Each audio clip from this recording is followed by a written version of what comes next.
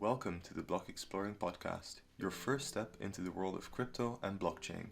The Block Exploring podcast is your one-stop place to find quick, clear, and unbiased information on everything in the crypto space. Our goal is to help you grow familiar with the crypto space by growing along with us as we go on our crypto journeys. Follow at Block Exploring on Twitter for our newest uploads and our publishing schedule. We, here at Block Exploring, are crypto enthusiasts working hard towards becoming experts. Today's podcast is presented by co-hosts Tommy and Elias. Find us on Twitter under @SabaiSquared and @OtokoCrypto. Right now you can find us on Spotify and YouTube. Before we start the episode, we would like to inform you that we are not financial advisors. Therefore, nothing said in this podcast should be considered financial advice. Always contact your financial advisor before making any investment. With that said, sit back and enjoy today's podcast. What's up, guys? Welcome to episode 22 of the Block Exploring podcast. Here with me is Tommy. We're going to talk to you about everything that happened this past week. Now, if I look at the state of the market, Tommy, there was a big dip for a second there with Bitcoin dropping below the threshold of, I believe it was in dollars. What was it? Like 38K or 40K or something like that. But I think that indeed the magic number after recovery is something in the $50,000. It was a bit of a flash crash, but the recovery was just as fast, I feel, as the crash was.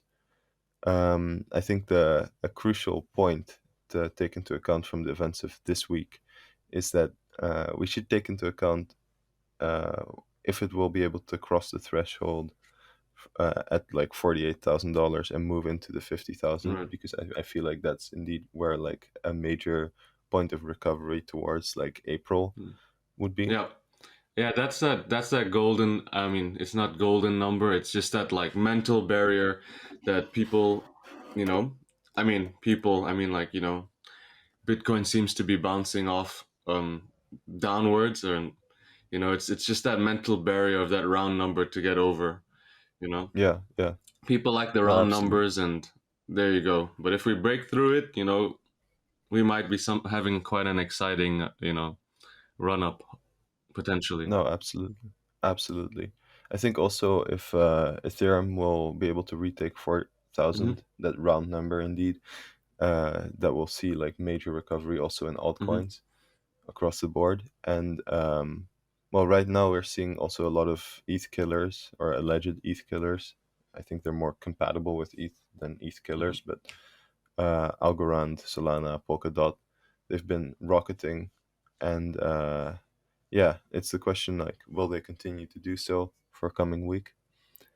I think yes, because it doesn't. If you look at the charts, it doesn't look like any top is in. They also constantly recover from what do you call it, resistant points. So, and they never really dip below certain resistances. If you look at projects like Algorand, I think it's also because of the involvement with El Salvador, because El Salvador is building on Algorand, Okay. that it's getting so much support. And Solana, because it's just cheaper than ETH at the moment. And That's true. people are so pissed at gas fees still not dropping. It's been, what, a year It's mainly, or yeah. something? It's a No. rough thing. It's a rough thing because the main issue is, right, NFTs are hot. They're hot. They're the hot pocket right now, and these gas fees are really pricing out small creators. So Yeah. people are looking for alternatives, and since layer twos and layer two interoperability is like not quite where we want it to be at the moment, not where I imagine both of us envision No. the future will be. But well, that's why we might be seeing big run-ups for Ethereum killers. It's a harsh word, I think, but Yeah. harsh label. But that's probably No, absolutely. we're seeing some good movements over there. Yeah, exactly. It's just much more economical to develop the apps and yeah, I don't know, overall smart contracts on those kinds of blockchains rather than the Ethereum mainnet Yep. or even layer 2 sometimes. I think another very important development that we've seen this week is the SEC going after, well, Coinbase and Uniswap, or at least threatening to. And that's also what we're going to talk about this Yeah. week. I think it will, if they decide to pursue a suit on a fully incorporated, well-established company like Coinbase, which is fully compliant with current SEC legislation following its what do you call it, ICO. Mm-hmm. I think that would be a very hard hit for the market, Mm-hmm. and I think that's also one of those things that kind of caused a quick dip, because it was very close to the SEC publishing the statement on Coinbase's lending program. So Yeah, I think shall we this week jump we're going to into talk Coinbase about, first? this mix of things that have happened that maybe have resulted in this flash crash, but Yeah. it's also these things have major, not it's not just, about the flash crash now. It's about the major implications that these topics or these issues or what we're going to talk about has for the future of crypto and Mm-hmm. blockchain. But yeah, let's jump into it. Nice. Yeah. So let's start off with Coinbase since we're on the topic Mm-hmm. anyways. So what does the SEC say about Coinbase? Well, basically, Coinbase launched a lending program where it launched this interest rate on consumer holdings of USDC. And well, the SEC says you shouldn't do that because you're holding interest over a stable coin similar to how you would do over a fiat currency. I believe that's kind of the gist of their Yeah, the thing argument, is right? though, and what's crazy is that, I mean, what people are so up in arms about is that the SEC doesn't explain this. They Mm-hmm. from my understanding of the situation and what sort of Brian Armstrong, the CEO of Coinbase, makes it out to be in his long Twitter threads, is that you know they've that Coinbase was subpoenaed for a bunch of information, right? And Mm-hmm. a subpoena is not like a letter you can ignore, right? The subpoena is like, you gotta comply with this, or else, it's gonna be a big issue. So it's a Yeah. serious thing, right? Because like whatever you answer to the subpoena can be used against you in the court of law, and all that. And Mm-hmm. yeah, so they've subpoenaed them and basically told them they can't carry out this proposed lend program because it'll be Yeah. classed as a security. But then they don't go on to elaborate necessarily why it is, why they consider it a security, which leaves not only Coinbase but the rest of the crypto space, crypto blockchain space in this gray area, which Yeah. doesn't is not like it's not very positive, is it? Like is that how we want our regulators to be regulating us? Mm-hmm. I mean, I don't think so. Because like, why would you not just explain, the standard of which that you're applying, so Yeah. people can then because then people can actually calibrate, and try to figure out, what's going on, whether they should be compliant or what actions should they take, as opposed to just we've gotten the subpoena. Oh dear, True. True. No, but when I look at this, I think it's more of a crackdown on stablecoins and the great incentives you have from actually using Hmm. stablecoins over fiat currency at the moment. I think that's the main target of the SEC, and I think the 4% interest rate is also something that spikes the attention of the SEC, because a 4% interest rate is much higher than the average interest rate that banks offer currently on fiat Hmm. currencies. Whenever you hold them in even savings Yeah. accounts, it's much more of an incentive for people to just move to stable coins and decentral, or I guess USDC is somewhat centralized, Hmm. but to these kinds of tokens that are very close to fiat currencies, just with blockchain Hmm. fundamentals. And I think that the fact that the SEC is cracking down on this is more of a protective measure for the US dollar rather than a direct attack on Coinbase. I think it's just trying to build some precedent on regulating and combating stablecoin use according to their own kind of way of dealing with stablecoins. And stablecoins have been a massive topic for the SEC over the past few years, as long as kind of USDT and USDC have been very common. The SEC has been going off about stablecoins, and I think that also the fact that they're somewhat centrally kind of arranged and that you have these token burnings that are voted on, that's why the SEC kind of protects the dollar from stablecoins.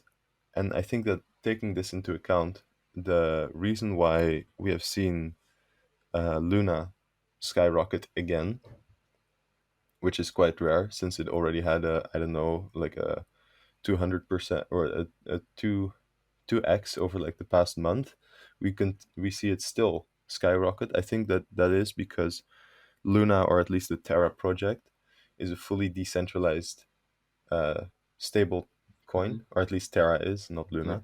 But Luna is kind of what you get as a reward, I believe. I don't exactly know. But I think that's why we see Luna, the project Luna, rocket as much as we have, because it's a fully decentralized alternative to stable coins, which does not depend on, a large company backing it. Right. Like, for instance, FTX, I believe, is behind Tether, if I'm correct, partially. Are FTX behind Tether?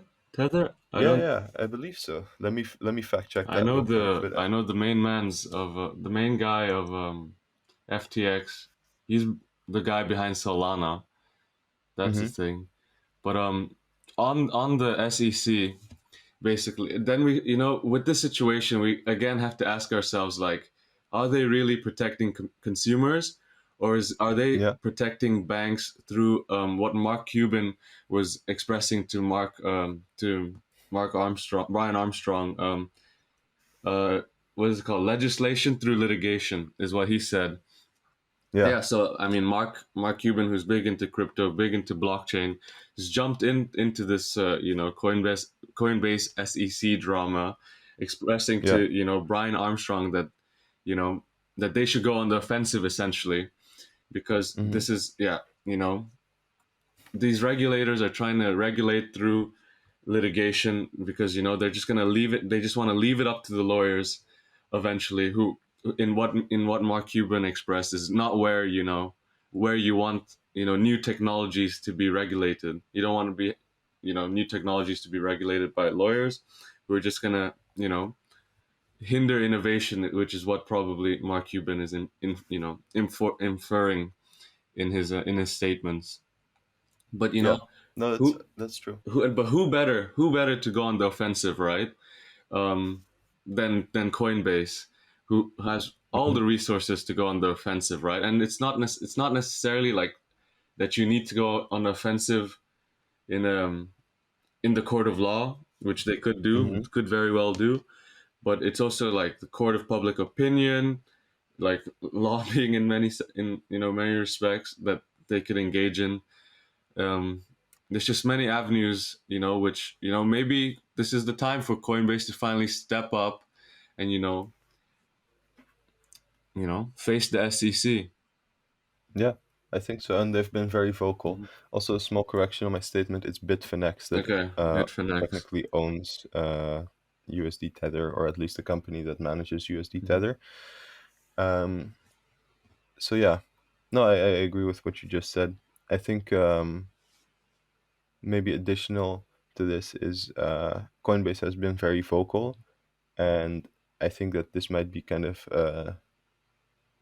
just a warning shot. Coinbase, as with such a large audience, such a large user Mhm. base, being such a legitimate company, which came from kind of which came from the crypto space, being so negative about the policies being set forth by the Mhm. SEC, this might also be more of a political move than Um, a legislative move. this is, I mean, it's ridiculously aggressive from the SEC, in my opinion. Yeah. Like, they just subpoenaed them, told them they get sued if they offer this. I mean, it's ridiculous because, in my opinion, like Coinbase, like you just said, is very compliant, very you know, Hmm. crypto native, company, which the U.S. should want to host. Like, they should, in my opinion, they should take a more collaborative stance towards working with these crypto companies like Coinbase. In Yeah, terms of how should they regulate, who better to, if you're taking the consideration of stakeholders like retail businesses and whoever you want to take opinions from. Coinbase would be right up there in terms of the yeah, industry, giants who you'd want to speak to and collaborate with and have their opinion on what, you know, what regulations should look like, maybe, But no, mhm. just we'll sue you. Damn. Exactly. That's what we're seeing, and I think it's also because, well, of course, the USA wants their own centralized Hmm. digital currency. I don't know if it will use any blockchain technology, Yeah. but I think they want a digital currency of their Yeah. own because that's just the future. It's the way that, well, like the ECB recently uh, kind of approved Hmm. a proposal to create a digital euro, because it's costless, or Hmm. at least as costless as it can be. And I think that this is the move that the US is also making simple, like a very simple way of regulating and controlling its own currency to a higher extent, in a similar way as we have seen China do it, and very successfully so, with the digital yuan. The digital yuan is being mass adopted in very short amounts of time. And that's what we're seeing here. I think that's also the direction that this very aggressive warning shot from the Hmm. SEC towards more applied uses of Yeah. stablecoins seems to loom at. And yeah, I think moving on from the SEC's actions, we're seeing a trend where a lot of approvals are being given for extra research into centralized digital currencies. Central banks are issuing these approvals, and I think that that is why stablecoins will be cracked down on this hard, especially stablecoins that are more like a mirror image of fiat Hmm. currency that is already Right. existent. And I think that that's what we're seeing, like a USD Tether, USD SC, or USDC. Hmm. And I think there's also a euro variant of this right now. I think that's why Euro variant. regulators are, yeah, there is Yeah. there's a Yeah. euro Yeah. stable coin, but it's just very Yeah. unused. I bet. But I think that's why we see now proposals by the ECB on instant payment Hmm. systems, completely digital currencies, be approved with this rate. And I think that's yeah, I think that's where this kind of aggressive attitude towards stablecoins and their Hmm. use is coming from. Okay. It's definitely an interesting thesis. I'm very curious how this digital euro pans out Hmm. in terms of adoption, because the EU and the euro covers a large population of the world. A Yeah, large, I mean, it's not the biggest population in the world, but like it's a lot of people using the euro, right? So it's yeah. it's going to be very interesting to see how the rollout of a digital euro is, Hmm. is is done, in especially, Yeah.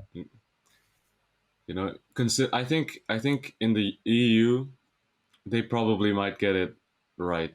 You know, I have a lot of, Do you think? I don't know. I reckon, like, in terms of adoption, like if they roll it Hmm. out, I mean, I really think it depends on whether they delegate that to the nation state or not. Like whether to like figure out how to roll it out to their own to their citizens, because Yeah. the EU tends to do that. They put out these things, and then they're like, okay, countries, you figure it out how to, like, put this out to it's very similar to the EU digital vaccine Hmm. certificate.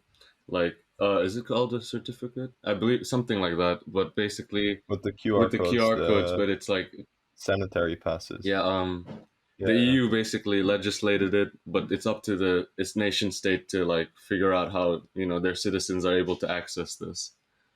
That's true, but I do see in the EU a large move towards granting more power to like the European Commission, and these proposals are coming from a very centralized Mhm. government, and there's a difference between the nation states taking the Yeah. initiative versus the nation states being uh, proposed an initiative which they can choose to execute in varying Hmm. degrees. Yeah. But before we get into the politics of that, Yeah. I also think that if you look at the Yeah. ECB, right, the ECB has been gaining a lot of power. Yeah. Uh, I think that the moment large European countries would adopt a digital European currency or a centralized digital European currency that will most likely be um, regulated from the perspective, or at least from the point of the ECB, rather than from national central banks, Hmm. that national or that nations will give up a lot of the governance that they currently have over the Hmm. euro. And I think that that's maybe not the best for nation sovereignty. And I think that's the main difference that we see between the digital euro, the US Yeah. dollar uh, as a digital asset, and the digital yuan. Okay. The the digital euro is much more of a move towards a centralized monetary Hmm. policy in comparison towards a digital dollar or a digital yuan, because that is just one Yeah. country managing its asset, well, yeah, its main asset, its currency, as a centralized Hmm. digital currency, whereas the European Central Bank moves its fiat currency power more and more from the nation Hmm. states towards a centralized bank, Right. the European centralized bank. I think that's a massive move. I don't per se know if it's positive or negative, because The politics of sometimes, it are very interesting, and it's yeah, but if I have anything to say about it, it's I don't foresee much kickback. Do you know what I mean? mhm, It's not like as from quote unquote EU citizens. Like I just don't foresee much kickback because no, I no, mean it's these countries are used to having a supranational organization like the EU. You yeah, know, of course, you have some haters of the EU, but as a whole, I don't think most citizens care. Most citizens don't know what the EU does. yeah, Most citizens don't know how the EU works, and they just live life basically. So hmm, I feel like for most people, the, the EU, a digital EU is a digital euro will just come about, and however it's implemented, oh well, it's not. We're they'll not be gonna see happy. riots like in El Salvador. You know what I mean? No, that's true. But I think if I had the choice, I would prefer to have my stable coin holdings in something like Yeah, Terra yeah. I mean, rather than a digital euro, because it's just more hmm, you really have the ownership hmm, of your tokens, and it's much more clear and much less controlled by external centralized yeah, powers, which is, I think that's the point of crypto, right? We move away from a hmm, centralized system towards a decentralized system where more people have a hmm, say or a vote on what happens to their right. currency and the management of their currency. I think that, yeah, I I don't know think if that's I because we cling to these principles that have been baked into blockchain and crypto from the beginning. Like with the Mhm, cypherpunks and how crypto natives tend to like approach crypto and blockchain. And but with this kind of stuff, with the yuan, with digital euro, digital dollar, I think what we're seeing is nation state amalgamations on uses yeah, of blockchain technology, and it's going to be like of course you can have your bags you're going to have your bags in Terra, right? Because that's what you prefer yeah, to have your stable coins in.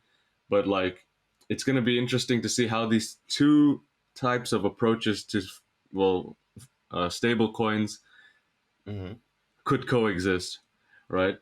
Like yeah, it, and I really I think it depends on the rollout and the use cases hmm, that they implement for the digital euro.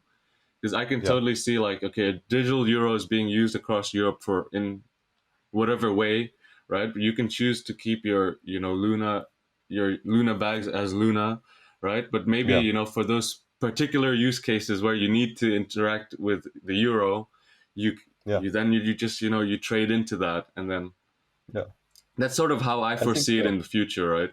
I mean, I think if exchange cross digital currencies will become yeah, easier, that it will be very positive because it will be just a shorter the distance between a digital euro that uses a decentralized framework or a blockchain framework and I don't know, any cryptocurrency is much shorter hmm, than the distance between a fiat currency the way it is as of yeah, now in the traditional financial manner, which is a bit outdated, uh, and its distance to crypto as of now. hmm, I think that the two move closer right, together in case of digitization and decentralization. But I believe that there's another side to that discussion, whereas a digitization of the euro can also lead to more excluding policies against yeah, cryptocurrency and more kind of gatekeeping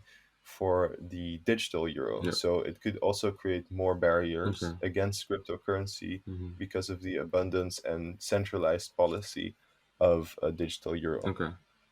I get where you're going. I Yeah. do get where you're going, but we just kind of have to I see how think it pans out. You know?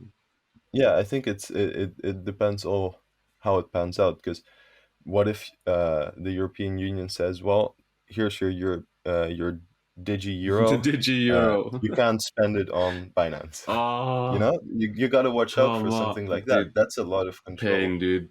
Pain. Yeah, Honestly, it's such the banks are making it so hard right now yeah, to onboard. I mean, to take your fiat out into crypto and to do the vice, the other way around. But guys, work yeah, it out. Work it out. This is exactly the reason why we need crypto blockchain, because no one should really be telling us how to be using our money in this way, restricting our use of yeah, money. exactly. Yeah. And I think that's if I have to give one sentiment on to our listeners, which by the way, shout out to you guys. You've been multiplying. Hmm. Big Uh, ups. I'd say maybe take it into account that more digitization of your fiat currency Hmm. from centralized authorities might also lead to more exclusionary practices towards cryptocurrency. And I think that it's very possible. And I think considering their monetary policies as of, well, the past, Hmm. I feel like it would be very in line with their monetary policies. Hmm. I feel you. Hmm. Yeah. I don't know. Do you have a different perspective? I think you are more of a it will work out Yeah, I mean, I kind feel of guy, like, right? I mean, if it doesn't work out, like, oh well, I'm big on the decentralized, projects Hmm. anyway. Like, this isn't like what I care about necessarily, right? I'm interested in it because it's what's happening. It's crypto related, it's blockchain related, and it's Hmm. nation state related, Yeah. and the politics of it are interested. But like, again, I'm pretty like, this is happening because, and if it works out, it will work out. I think like, however, I feel like the success of it matters doesn't matter to me, right? Like this Yeah. notion of it working out, like Hmm. what does it mean to have it work out, right? Mass adoption, like it's going to be adopted a lot, like whether or not, I believe that they might put it out. If it Hmm. succeeds or not, if it works out, quote unquote, works out or not, has very little effect on you know these decentralized projects, like that Yeah. we are more like drawn to for many reasons, Hmm. because we're not interested in these centralized products. We're interested in the paradigmic shifts that are happening because of decentralized projects, like like Terra, like Ethereum, like Bitcoin, right? Yeah. We're So for me, it's just like that's cool. That's happening. If Hmm. however they implement it, like yeah, it built like this. No, the quote unquote working out. I feel like could mean various different things, right? Yeah. And, No, absolutely. they I think this is definitely a topic we should do a deep dive into, definitely, maybe on a later episode because it's or on a different important as well, format. because it's like It is it's super how it's important. also how, well, why it is important, I think, is because it gives us a glimpse into how states are viewing blockchain and crypto technology.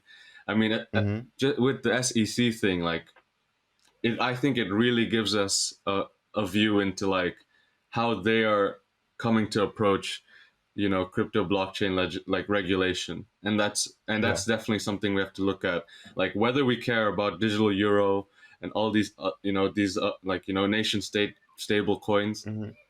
I mean, it doesn't matter if you don't care about them. It matters like that they exist. This is happening because Yeah. how they approach that is gonna give us a glimpse into how they're gonna look into the projects we do care about. Yeah. Yes. Absolutely. I agree.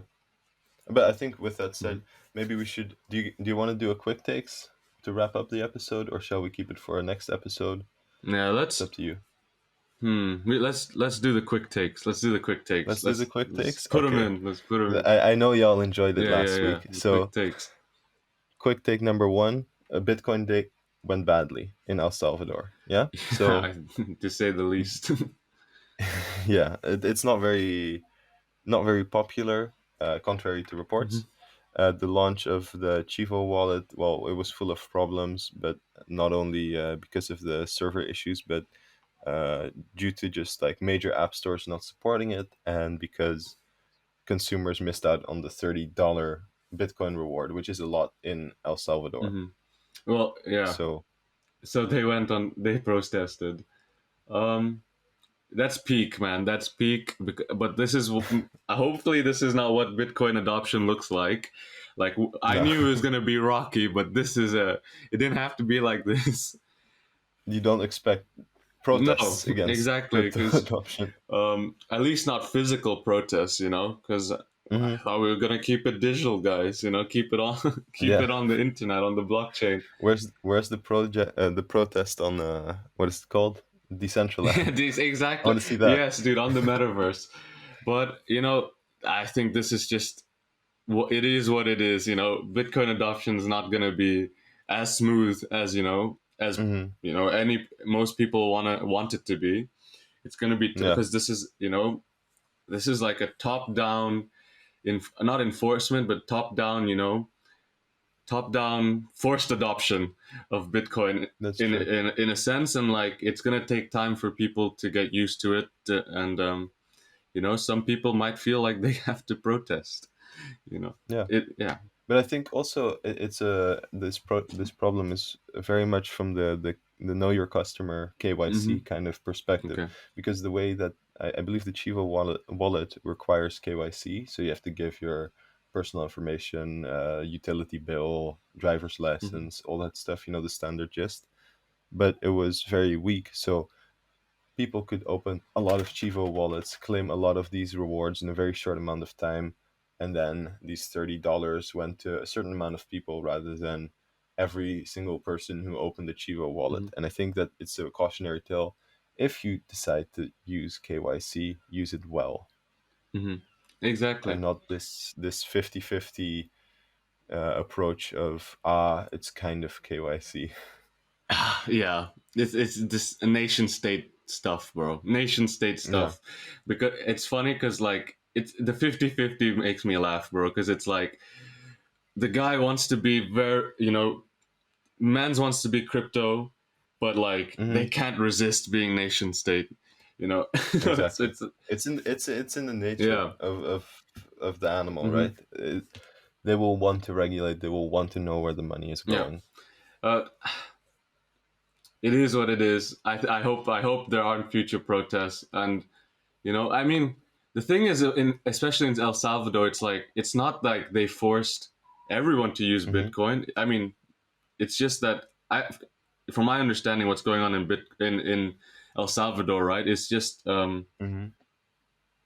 like shops, people who are doing commerce, like restaurants and all, they have to accept Bitcoin. That's my Yeah. understanding, right? It's not like you're forced to Hmm. use Bitcoin. Yeah. As a consumer, you're not forced to use Bitcoin. It's just if you're Hmm. what's the word is A merchant. merchant. There you go, merchant. Thank Yeah. you. you have to accept Bitcoin. So this protest seems very,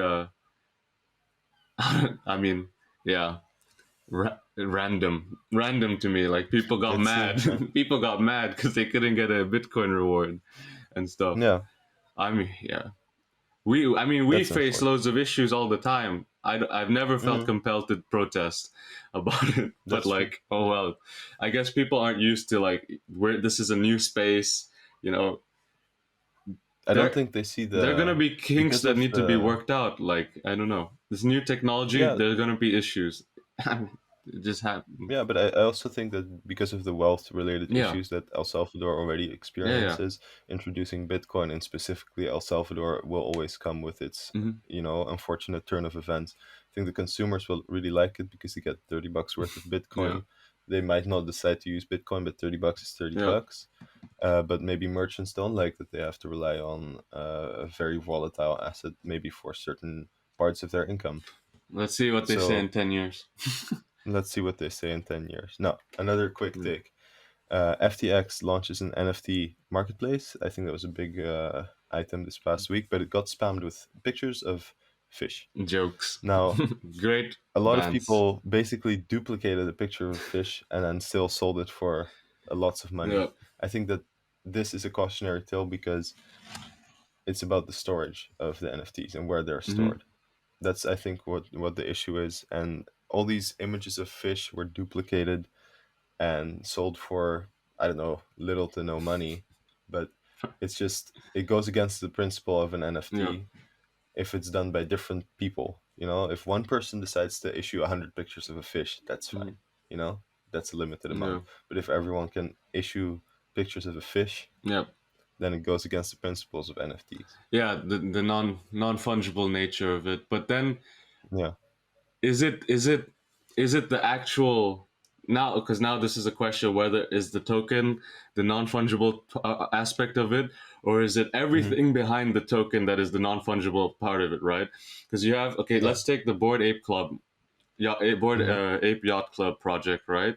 They got them Yeah. and they have their NFTs, right? Let's say some other people create identical NFTs. Not even sure if that's possible, right? Hmm. Identical NFTs, right? What has more legitimacy, right? The one that's actually been made by this project that's developed a community, a community, the whole everything around Ape Yacht Club, right? Mainly the Yeah. community and everything surrounding it, and that might be, that might now have to be factored into non-fungible nature of Hmm. tokens of NFTs, right? It's not just the Yeah. actual whatever the NFT is, but everything that Hmm. surrounds it, and that sort of needs to be baked into our understanding of what a non-fungible Hmm. token is.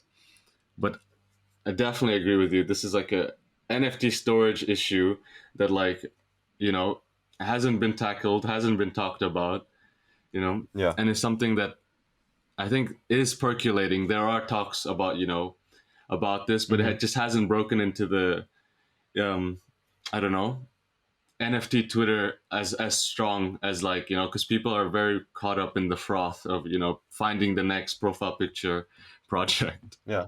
Yeah. Yeah. But I think what happened here and why the outrage was so hard against FTX is because it got flooded by different also pictures of fish, but there were so many pictures of fish that they put a one-time $500 fee Mm-hmm. to submit and list NFTs. Right. Yeah. And people freaked out at this because it's a lot of money. It's a very high barrier for publishing NFTs. And they said hopefully this will reduce spam. Yeah. Now, people kind of freaked out at it Yeah. because ETH gas is then more affordable. Let's say you want to mint one Yeah. NFT. So it's pretty insane. And then later on, they went to correct their original attempt at reducing the spam and made it a flat cost of $10 per Yeah. NFT to mint and no upfront cost like the $500. Now, I think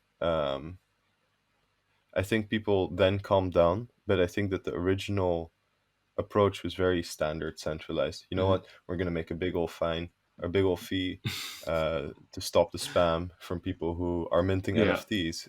It's like you create an NFT platform, you create this Yeah. framework, and people start actively using it. They start spamming it with pictures of fish. That's kind of funny. It's probably I good think it's marketing for good you too. promotion, to be honest. Yeah, Like, because eventually that wears off and people start using it properly. no, exactly. And FTX has been going ham. Like, they have so much funding to do so many things. Like, they're now, partners in a major esports team, TSM, Team Solo Mhm. Mid. They're even in the name now. It's called FTX TSM. And they have Yeah. ads with Brady, and they have a Hmm. partnership with Stephen Curry. These two huge athletes. I mean, what some people call the greatest footballer of all time, and Steph Curry, the greatest shooter of all time, no doubt, in my opinion. Yeah. And they're two big giants getting into crypto, and they're getting into crypto and blockchain through FTX. So FTX has been doing Yeah. crazy things, and that might be why Solana is also going, is also pumping, because the main Hmm. guy behind FTX is also the main guy behind Solana. True. So that's True. interesting watch, which also begs the question of the decentralized, what we're giving up with decentralization by, with Solana. But that's maybe Mm. something for another episode. True. True. I think also what you see from FTX here is again a warning shot. Hey, centralized platforms, they have the authority and the power to just make up these fees. Yeah, exactly. A decentralized network, people have to vote on it. People have to be in agreement. Nothing will happen if a majority of votes does not agree Hmm. with. Yeah. At least if there's a governance token in place, right? Then if the majority agrees with something, it will happen. So always the majority at least will be happy. Here you have moments where very few people are happy because all of a sudden they have to pay $500. FTX is happy, its consumers aren't. It's also maybe better for a service provider like Mhm. FTX to incorporate this kind of community input before it Yeah, implements something like a €500 fee. that's a bit mad. Disclaimer: I like ETH. There's none of this there. No, that's I true. mean, come, yeah, but definitely we should deep dive into this in another episode. I think. Absolutely.